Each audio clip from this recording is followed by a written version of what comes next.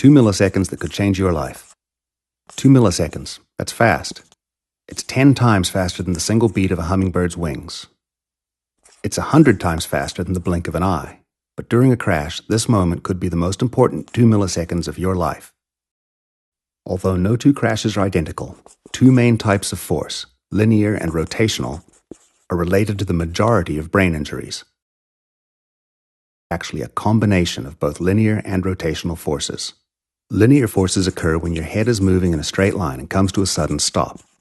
Typical helmets are equipped with liners that deform on these impacts and reduce the transfer of energy to the brain. Think of it like a type of second skull. Rotational forces, on the other hand, can occur when your head is struck at an angle and comes to a sudden stop. This can cause the brain to twist within the skull and become injured.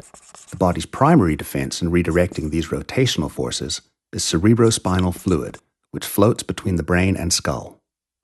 New helmet technologies, such as slip planes, work in a similar fashion. A slip plane is an extra liner within the helmet that allows the helmet shell to rotate independently around the head during an angled impact, thereby redirecting some of the energy your brain might otherwise experience. It is biomimicry, with the slip plane mimicking cerebrospinal fluid. Here's another way to think of it. Imagine throwing a tennis ball onto loose, granular snow. Since there's a good deal of friction between both the ball and the snow, the tennis ball experiences a high amount of rotational force on impact. Now, if you toss the same ball on something like a wet, polished concrete floor, the ball would twist far less. Instead of being directly transferred to the ball, some of the forces are redirected as the ball slips on impact. Here's the same scenario drawn a bit differently.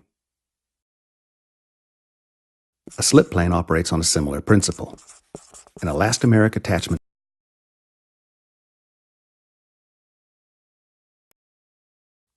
How much does it move? Just a couple millimeters. But those few millimeters of rotation, during that crucial 2 milliseconds, can reduce the amount of rotational force that may otherwise be transferred to your brain. Here's a closer look. We've spent years collaborating with the designers of the leading slip plane technology, which is called the multidirectional impact. Through our extensive trials, we believe that helmets equipped with this technology may provide an additional measure of protection in some impacts. That's why we're pleased to offer MIPS technology in several key snow helmet categories, including all-mountain, freestyle, women's, and youth.